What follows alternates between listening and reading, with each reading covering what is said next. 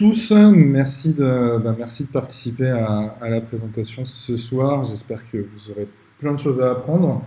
Euh, Ce que je vous propose, c'est de nous présenter rapidement un petit peu, parce que c'est plus sympa quand vous savez qui est-ce qui parle, même si vous avez naturellement lu la brochure, peut-être spoté notre site en long et en large. Derrière, l'idée, c'est qu'on parle un petit peu de no-code. Donc on va parler de comment se débarrasser de ces foutus développeurs quand on veut lancer un business. Et du coup, on va se poser un petit peu la question de quel est l'avenir des développeurs dans notre monde. Euh, Est-ce qu'il y a encore un avenir à être développeur? Et au final, qu'est-ce qu'on fait sans développeur avec les tendances no-code dont vous avez peut-être déjà entendu parler? Et je vous propose du coup de passer ça via un cas concret où on va essayer de lancer une landing page pour organiser une soirée ou je ne sais quoi. Il n'y a plus de soirée, mais on va essayer de s'inspirer quand même d'une soirée, histoire de se dire qu'on pourra peut-être un jour repicoler. Euh, et du coup, je vais vous montrer comment, en moins d'une heure, on crée une boîte. Voilà, c'est un peu l'objectif de ce soir. Rapidement, je suis Cédric Lombardo, je suis fondateur de Donkey Code, qui est une agence de dev, et je suis développeur, désolé. Donc je vais vous expliquer comment vous débarrasser de moi, et est-ce qu'il faut vraiment se débarrasser de moi. Ne vous inquiétez pas, je suis pas, la réponse n'est pas aussi simple. Et donc on a également fondé une école qui s'appelle Donkey School, où on forme donc à la fois des futurs développeurs, donc des gens qui souhaitent devenir développeurs, peu importe leur avancement d'expérience, qu'ils soient encore en études, qui viennent de travailler, qui veulent se reconvertir, peu importe, pour embaucher les trois meilleurs dans l'agence.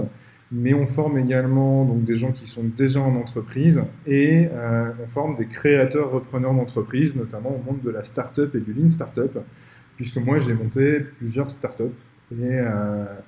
Et voilà, donc l'idée c'est aussi de permettre à des gens en quelques jours de monter leur boîte, d'établir leur business plan, etc.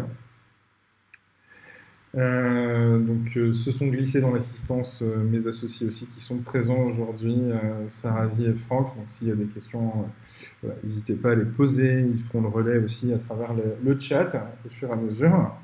Euh, donc, on va parler un petit peu rapidement de no-code. Le monde du no-code, c'est globalement ce dessin. Voilà.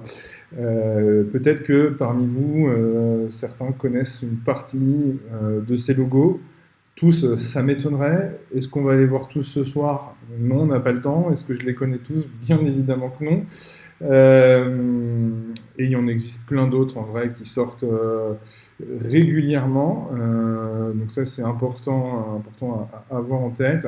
Le monde du no-code, c'est en fait, ça ne veut pas dire qu'il n'y a pas de développeurs, ça veut dire que les développeurs sont derrière et que vous, quand vous les utilisez, votre application, vous n'avez pas besoin d'avoir vos développeurs sous la main pour créer votre boîte.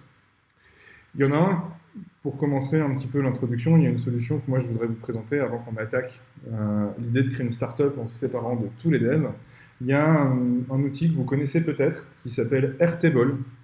Je ne sais pas s'il y en a qui connaissent Airtable déjà ou pas. Voilà, c'est compliqué en remote, on ne voit pas vos têtes, on ne voit pas vos webcams. Voilà, mais j'espère peut-être ou pas. Donc je vais ouvrir un compte Airtable. Normalement, j'en ai un que j'ai ouvert tout à l'heure en démo. J'arrête pas de les ouvrir, de les supprimer. Je pense que je suis le mec qui a créé plus de comptes chez eux. Hop là, je vais créer une base de données. On va imaginer start from scratch. Ok. Je vais appeler ma base, je sais pas, liste d'étudiants. Étudiants, MTS. Voilà. Et du coup, on imagine, effectivement, j'ai un nom pour mon étudiant, donc je vais pouvoir choisir une collection de colonnes. Hein. Je vais ajouter des colonnes, donc insérer une colonne à gauche avec un prénom. Je vais, par exemple, lui dire que je vais insérer une colonne à gauche avec sa date de naissance. Donc, je vais choisir une date de naissance tac, date, voilà. Je vais choisir un nom avec une colonne, par exemple, avec une date d'inscription. Voilà. Je peux choisir ça. Alors, si je le vois, le champ date toujours là. Voilà. Je peux mettre des pièces jointes, etc. Je vais choisir, donc je vais garder, j'ai une colonne statut hein, avec to do, in progress, etc. Là-dedans, je vais pouvoir remplir les données. Donc, par exemple, voilà, les infos. Hop.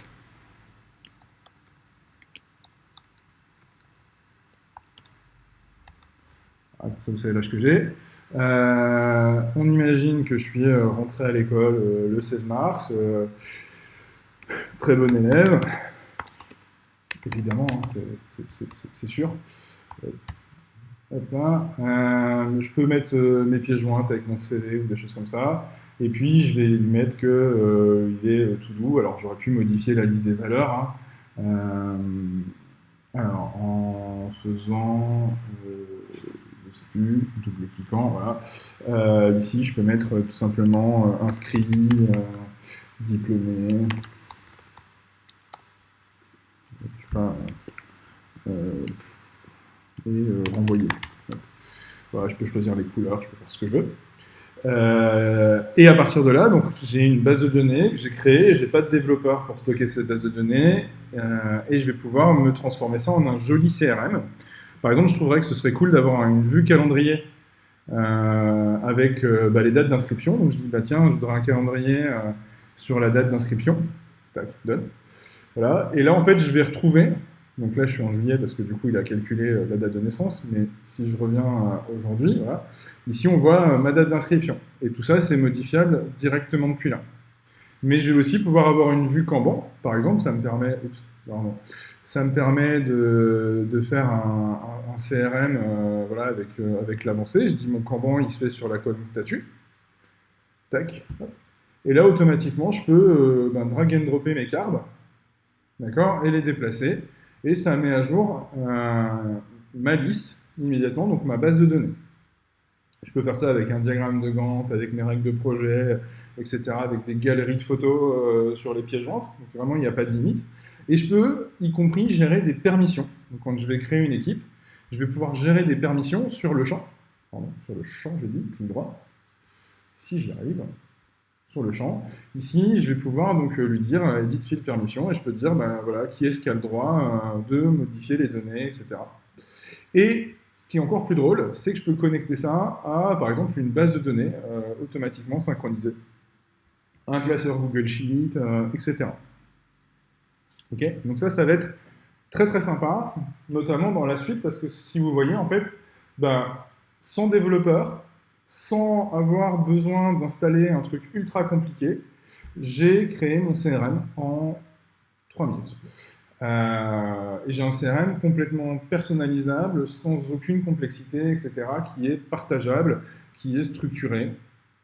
Voilà, où je peux aller très très loin, vous avez autant de tableaux que vous voulez par rapport à vos champs, à vos données. Vous pouvez créer bien sûr autant de tables, c'est-à-dire que je peux m'amuser à créer des nouvelles tables et du coup créer des liens entre les deux tables. Hein.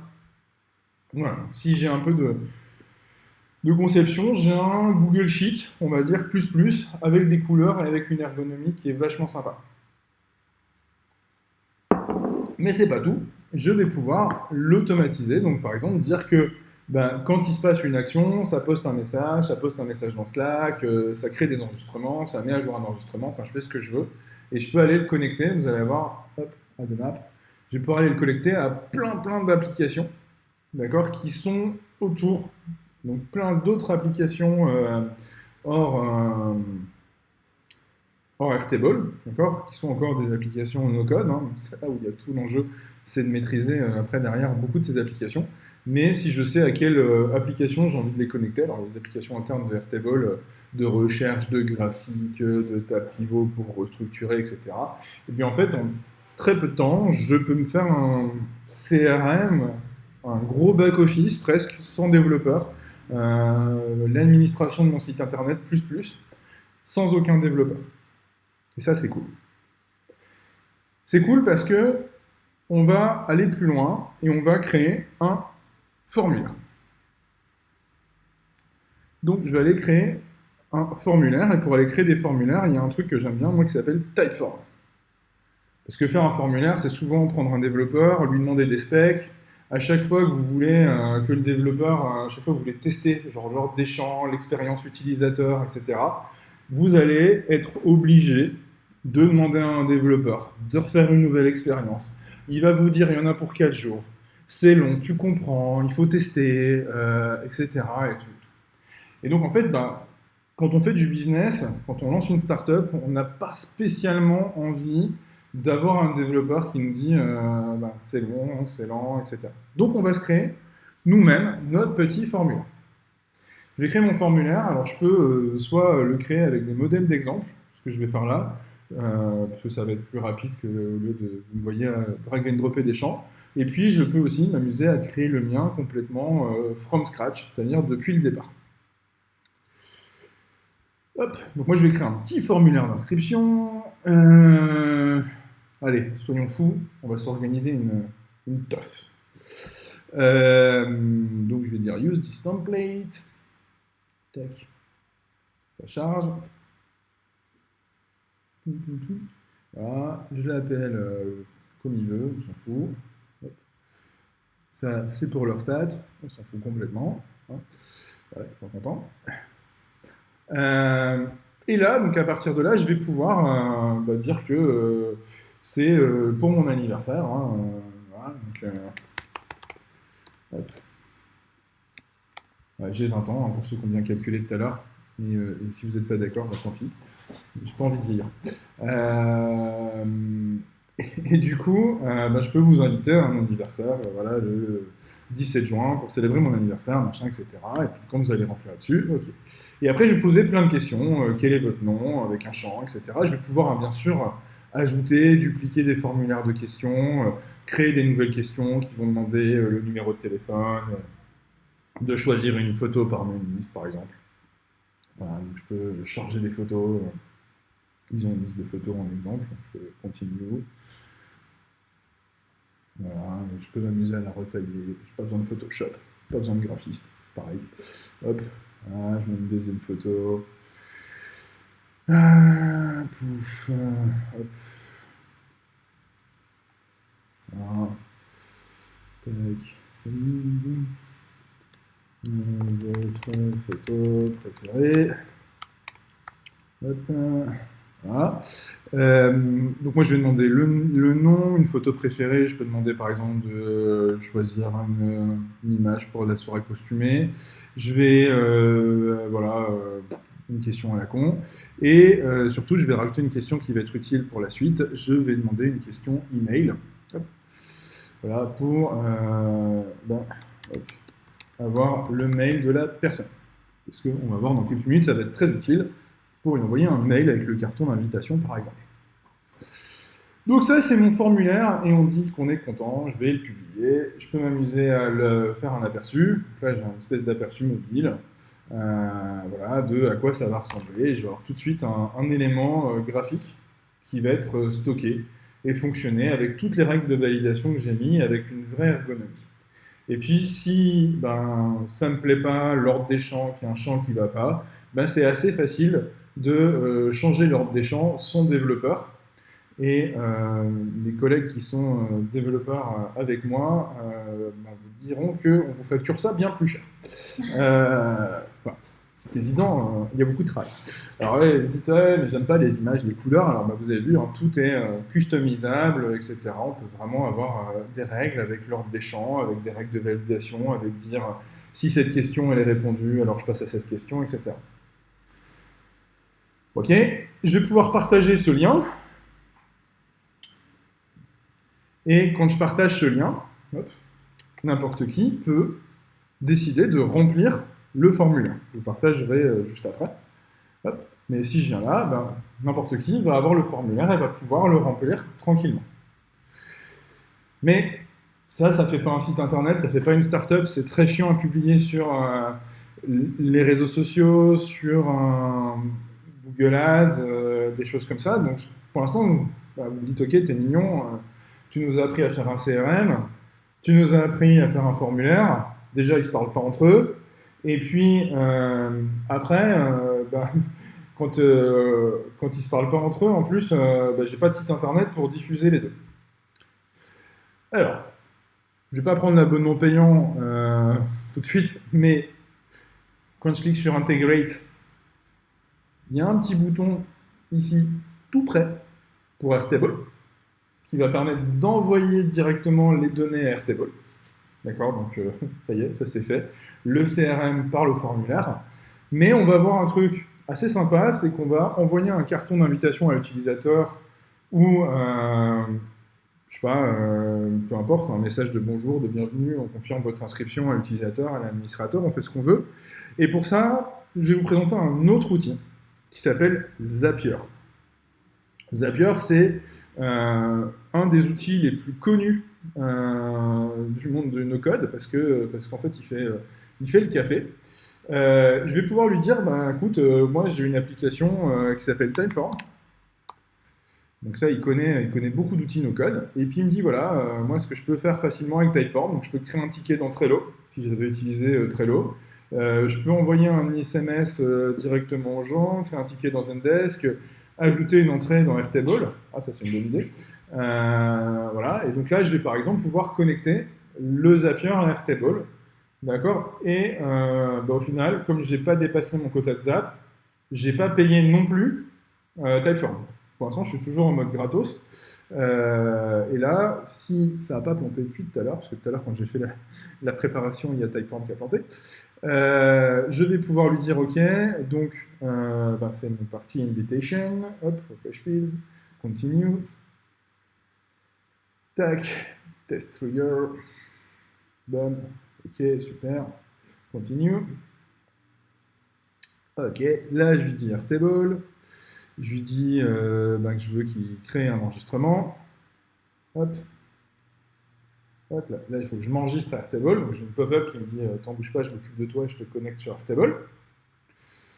Alors là, hop, il faut que j'aille sur ma page de compte parce que je ne l'ai pas fait tout à l'heure. Hop, Airtable. Que je retrouve un truc qui s'appelle API Key. Je ne sais pas où elle est. Hop là, Generate API Key. Pouf. Voilà. Que je reprenne ça et que je la mette ici. Yes, continue. Et là, normalement, alors j'avais un zap. Voilà. Continue. Voilà. Ok, donc là, je vais dire quelle base je veux. Donc, je vais mettre par exemple dans la base de liste d'étudiants. Quelle table je veux.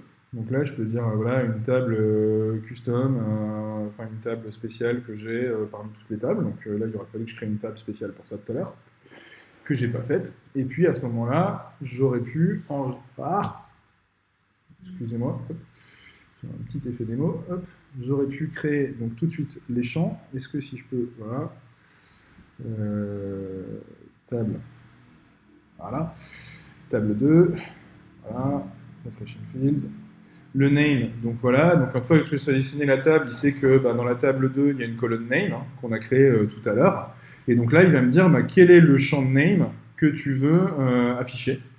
D'accord. Et donc si par exemple j'avais naturellement collé mon champ name à mon truc, j'aurais le what's your name. Je peux mettre des notes ou je peux forcer à ce moment-là le statut, par exemple, à être automatiquement en to-do ou je sais pas quoi, je sais pas ce que j'ai mis tout à l'heure, inscrit dessus. Voilà. Et quand je fais continue, là je vais setup l'action et je vais faire test and continue. Là il commence à parler et je vais dire que j'active le zap. Et là ça y est, peu importe, hop, mon zap, donc mon application, mon entry dans le formulaire Typeform, donc dès qu'il y a quelqu'un qui s'inscrit, il va aller automatiquement mettre le nom dans le tableau d'étudiants, on va voir ça dans 2 minutes. Okay. J'ai paramétré tout à l'heure avant la démo le même principe, je vais juste le reconfigurer, un deuxième zap qui fait que quand j'ai une entrée qui est créée dans le formulaire, d'accord, donc je vais juste choisir le formulaire new entry, tac tac, voilà. Hop, je vais dire que c'est pas ce formulaire-là, c'est le formulaire d'inscription à la partie qu'on a fait, continue, test trigger. Continue. Et je vais dire que ça envoie un mail Gmail, donc avec mon compte que j'ai connecté Gmail. Hein, j'ai choisi l'action d'envoi d'email. Je l'ai connecté avec mon compte DonkeyCode. Et j'ai dit dans l'action que, du coup, là, il faut que je change, que le destinataire, c'est le champ email que j'ai créé tout à l'heure. Ah, je n'ai pas créé un champ mail. Voilà, your mail. OK. Donc le champ email, qui est le destinataire, je peux rajouter des données custom si je veux en texte, hein, en dur. Ça vient à partir de mon mail à moi. D'accord. Je peux choisir le truc. Je vais dire le sujet du mail. OK. Et je peux personnaliser le contenu du mail. D'accord. Donc, soit je personnalise le contenu du mail comme ça en tapant tout le texte que je veux. Soit je peux même aller chercher des informations. Show all option, your name, what's your name, hop. Voilà, donc des informations dynamiques pour avoir un formulaire avec ce qu'on appelle des placeholders, des zones qui vont se remplacer à la volée, encore une fois, sans les développeurs. Je peux choisir la signature que j'utilise, donc là il va utiliser ma signature DonkeyCode, je peux créer une signature custom dans le formulaire du mail, etc., peu importe. Hein. Et OK, et je fais continue. Tac, tac, test and continue. Hop là, turn on top. Et donc là ça veut dire que normalement, si tout marche bien, si vous avez bien suivi, en 14 minutes, montre en main, plus rapide que d'écrire les specs aux développeurs. On a créé un formulaire d'inscription à une teuf qui va automatiquement rentrer les informations dans une base de données CRM et qui va en même temps envoyer un mail de confirmation, alors ok, tout moche, j'ai pas fait les bons warnings, à l'utilisateur dès qu'il va remplir le formulaire. Vous y croyez pas, on va le tester et on va voir si je me suis pas planté. Hop, je choisis une photo, je mets mon mail perso, histoire qu'on part bien de là où ça va, @gmail.com. Ok, je choisis mon petit chat, hop. Good choice, machin, peu importe. Hop là, voilà, hop, peu importe. Voilà, super. Si ça a marché, normalement, ça veut dire que dans Airtable, ici, verdict, roulement de tambour, sur ma table liste d'étudiants, si je crois que c'est ce que j'ai mis tout à l'heure, il est censé avoir créé une entrée, je ne sais plus dans lequel j'ai mis, mais a priori dans la table là, donc voilà, avec juste le nom, puisque j'ai rempli que le nom. D'accord, donc là j'ai juste le nom. Si j'avais mis tous les champs tout à l'heure, j'aurais bien eu tous les champs. Donc là j'ai juste mon nom Cédric. Et il est censé aussi m'avoir envoyé un email. Je vais ouvrir ma boîte mail. Les jeux ébahis. Pas de trafic.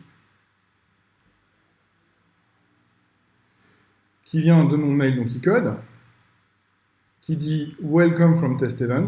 Hello avec le nom que j'ai mis dans le champ, et puis le blabla que j'ai écrit dans le champ, plus ma signature de mail. Et ça, c'est pas mal. Parce que ce coup-là, j'ai déjà le truc. Maintenant, pour pouvoir faire une startup pleinement, avant de lancer ma campagne de pub, Facebook, Google, etc., il me reste une petite étape.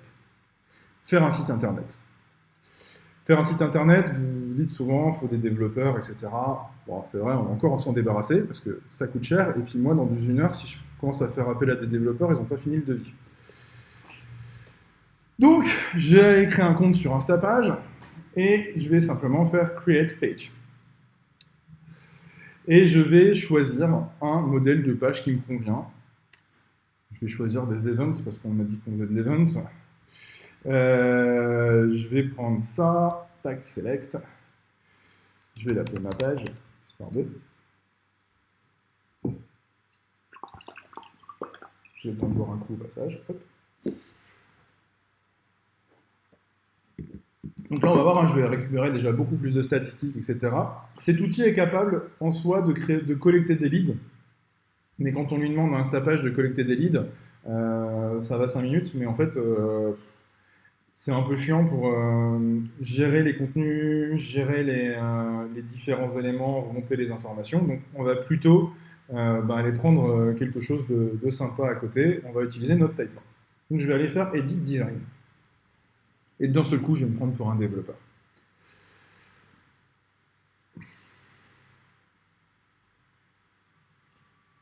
J'ai envie, donc on peut imaginer là-dessus, c'est facile, vous pouvez modifier tous les wordings sans problème, mettre du gras, etc. Il n'y a rien de bien méchant. Vous avez une tonne de composants drag and drop. Si je dis, ah, tiens, en fait, je voudrais bien mettre une vidéo, voilà, je peux prendre ma vidéo, la mettre là, hop, et puis du coup, j'aurai ma vidéo ici, à la place de ma photo.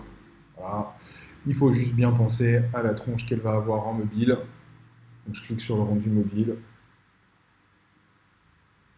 Voilà, il s'est bien débrouillé, il l'a mis au bon endroit, on va dire. Bon, je préférerais plus là. Hop là. Voilà. Et du coup, donc là, je vais pouvoir revenir sur mon desktop et enregistrer ma page. Save. Donc là, j'ai ma super page et j'ai envie que quand je clique sur ce bouton, d'accord, automatiquement, il se déclenche la pop-up qui contiendra le typeform qu'on a créé tout à l'heure, qui fait que, au final, mes inscrits partiront automatiquement dans ma base de données, recevront automatiquement le welcome email, et mon event sera prêt à accueillir ces élèves, et j'aurai plus qu'à me mettre à préparer les bières. Alors, je vais dire que au clic, donc là vous avez une petite icône de lien, au clic, j'ai envie d'ouvrir une pop-up. Je vais agrandir un peu la pop-up. Et je vais mettre dans cette pop-up, d'accord, je peux lui mettre par exemple du HTML. Pardon, il faut que j'ajoute un code. Là, voilà. J'ajoute un bout de code HTML dans la pop-up. Voilà. Là, c'est magique. Je vais aller dans Typeform. Je vais aller dans Shell. J'attends que ça charge. Il y a un truc normalement. Je sais plus où il est. Histoire que je fasse pas de code et que je triche pas. Parce que d'habitude, je triche.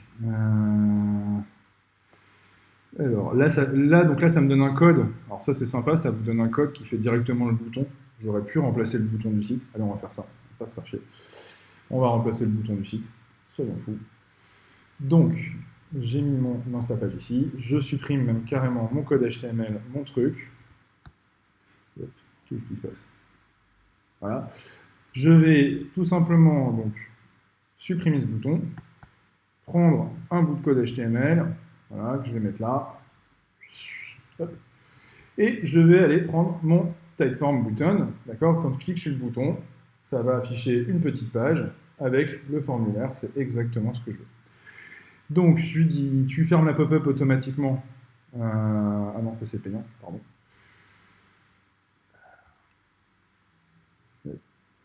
Toujours en compte gratuit, donc on va essayer de rester dans une startup low cost, en mode complètement full gratuit.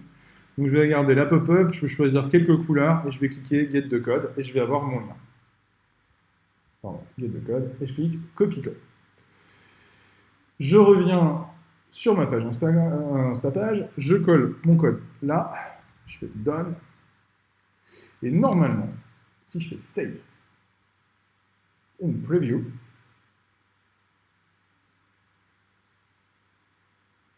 dans le tambour. J'ai mon bouton Launch Me qui lance automatiquement mon Typeform qui va se charger à un moment ou à un autre.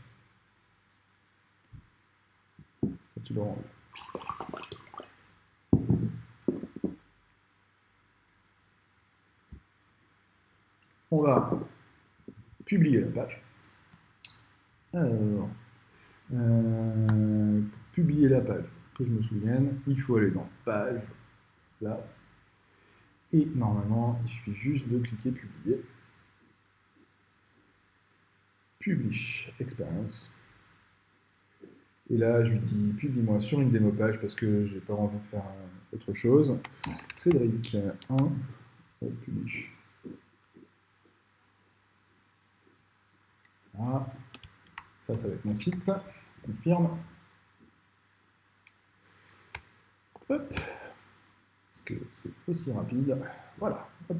Ça y est, j'ai un site internet qui s'affiche, qui affiche ma pop-up de tout à l'heure, sur lequel je peux remplir complètement le formulaire. Et quand je remplis le formulaire, eh bien, mon mail de bienvenue part et mon expérience est faite. Voilà, il me reste plus qu'une étape, c'est parler de mon site à mes leads sur LinkedIn par exemple ou des choses comme ça, avec encore une fois des outils no-code que vous connaissez peut-être comme Prospectin qui permettent de déclencher des campagnes et globalement en 30 minutes on a créé une startup. Voilà. Les outils no-code, vous en avez plein d'autres. Il y a du Bubble, il y a des outils spéciaux pour faire des startups, des outils SaaS. Et globalement, le principe, c'est qu'on peut aller très très vite à publier une ébauche. Et ça, c'est cool. Ça, c'est le premier cas. Enfin, moi, je ne sais pas ce que vous en pensez, parce que je ne vois pas vos têtes, je ne vois pas vos réactions, mais moi, je trouve ça plutôt honnêtement très cool de publier et d'arriver à faire une boîte en 20 minutes. Puisque je sais que chez KSI, vous testez des business régulièrement. Donc, c'est un moyen de faire un test business très rapide à pas cher. Est-ce qu'il y a des questions déjà là-dessus ou je continue? Oui, c'est pas super. Il y a Emma qui est convaincue de la démo. Tout ce qui a été fait là, mis à part les formulaires d'inscription, hein, il n'y a pas de... J'ai pas tapé de code. Bien sûr qu'il y a un petit peu d'expérimentation qui fait qu'on le fait vraiment en 20 minutes à l'avance. Mais mis à part créer mes comptes en ligne sur Instapage, etc. avant, j'ai rien fait d'autre à l'avance. Donc ça, c'est important à comprendre. En revanche, à la question de est-ce qu'on peut se débarrasser des développeurs, la réponse est peut-être ou pas. C'est génial ces trucs-là et c'est vraiment génial et on l'utilise avec des clients chez Donkey Code sur des sites de production. Donc c'est vraiment aussi une méthode et une approche pour demain. C'est la manière de commencer à poker un truc, à faire du semblant qui coûte pas cher, entre guillemets, parce qu'il y a tous des frais d'abonnement mensuels. Là, on a réussi à faire les rats et à payer 0 € pour lancer notre démo. Mais en vrai, il y a vite une tonne d'abonnements qui se glissent derrière. Ça coûte toujours moins cher qu'un développeur, mais il y a toujours une tonne d'abonnements. Et surtout, on est quand même un peu emprisonné dans nos datas, dans les éléments qu'on passe à droite à gauche. Donc, la recommandation pour nous, en tout cas avec le recul qu'on a aujourd'hui sur le no-code, c'est que c'est une bonne manière d'expérimenter, de prendre un peu de recul, de tester en avance, et du coup d'arriver vers des développeurs une fois qu'on a la conviction qu'il y a une piste business par là. C'est le moyen de lancer une start-up, entre guillemets, de commencer à lever des fonds sans dépenser des milliards d'euros de développeurs et de faire ensuite le développement. À titre d'exemple, je vais vous raconter l'histoire d'une startup qu'on est en train d'accompagner chez Donkey Code. Donc la boîte s'appelle CityWash, c'est des super entrepreneurs qui sont en train de lancer le Uber du lavage automobile. Et quand ils ont commencé à venir chez nous, la première chose, c'est qu'ils sont mignons, ils sont jeunes, mais ils n'ont pas d'argent. Ils ont une super idée, mais ils n'ont pas de thunes. Et le truc, c'est qu'il va falloir que l'entrepreneur qui est derrière eux trouve le moyen de convaincre un investisseur de mettre de l'argent. S'il vient voir une agence directement comme nous on lui fait un gros devis et on lui dit t'es mignon, mais il y en a pour 200 000 €. Donc là, il repart un peu déçu parce qu'il pensait que Uber, ça coûtait moins cher. Donc Uber, Google, etc. Souvent, le réflexe quand on n'est pas technicien, c'est de dire ouais, mais Google le fait. Oui, mais Google, c'est pas gratuit. Souvenez-vous, si quelque chose est gratuit dans la vie, c'est que c'est vous le produit. D'accord? Donc cherchez toujours à comprendre le modèle économique derrière. Donc c'est pas gratuit Google, et donc c'est pour ça qu'ils ont des millions d'euros pour faire payer des développeurs sur leurs applications. Quand on veut créer une application, le problème c'est il faut convaincre un investisseur. Et un investisseur, il va être convaincu par quoi? Il va être convaincu parce que les associés de la boîte ont la capacité à produire vite, à produire bien une application et à lancer, au final, en peu de temps, une boîte et à prouver que leur idée, elle est bonne. Et donc, le tour de force qu'a réussi CityWash, mais qu'a réussi aussi d'autres entrepreneurs, c'est d'utiliser ces outils no-code. Par exemple, là, eux, ils ont utilisé un truc qui s'appelle Calendly. Donc, Calendly, c'est assez cool, hein, c'est un calendrier. Je vais y arriver. Calendrier qui est connecté, voilà, par exemple, moi, tous mes rendez-vous qui sont faits comme ça, qui est connecté avec l'agenda de la personne. Et ce Calendly, en fait, on peut mettre un formulaire de paiement en ligne dedans. Donc, si on va sur leur site internet, ils ont fait un tout petit site internet en quelques heures, en 2 jours, je crois, tout seul, d'accord, sans l'aide de développeurs, sans l'aide de rien du tout. Et en fait, ce qui est extraordinaire, c'est qu'ils ont commencé, du coup, à vendre des lavages automobiles avant même d'avoir leur application mobile. C'est-à-dire que l'application mobile, elle est toujours en cours de développement chez nous. Et pourtant, tous les jours, ils travaillent. Tous les jours, ils ont une boîte qui gagne de l'argent. Tous les jours, ils prouvent à leurs investisseurs qu'ils ont eu raison de leur faire confiance. Et là, eh bien, en fait, j'ai leur agenda, je peux confirmer l'agenda, je peux mettre mon numéro de téléphone, et si je fais tout ça, je vais être invité, voilà, ici, avec le formulaire de paiement Stripe, d'accord, à payer en ligne. Et tout ça, au final, avec 0 ligne de code. Ils ont installé, eux, pas Instapage comme on a vu là, mais un WordPress. Ils ont téléchargé un template WordPress qui leur plaisait à 20 euros. Ils ont mis ça sur leur hébergement OVH qui n'a pas pris feu. Et ils ont réussi, en fait, à très vite exécuter leur business. Et ça, c'est une véritable force pour les entrepreneurs, une véritable valeur, parce que du coup, derrière, qu'est-ce qui se passe? C'est très simple, c'est que comme ils retournent voir l'investisseur en disant « T'as vu, notre business, il marche, nous, on sait l'exécuter, on sait aller vite, il nous manque vraiment maintenant de l'argent, et beaucoup d'argent, pour pouvoir faire une application qui soit jolie, qui soit sérieuse, qui soit complète et qui fasse le vrai business tel qu'on a l'envie de le voir d'un point de vue joliment packagé, joliment habillé, et bien naturellement, les fonds, ils sont tombés, entre guillemets, immédiatement. C'est-à-dire que l'investisseur a décidé de les suivre immédiatement, puisqu'ils ont prouvé qu'ils avaient la capacité de réussir en faisant ça. Voilà. Et donc ça, c'est des vrais cas d'usage du no-code, et le vrai intérêt du no-code, il est là-dedans.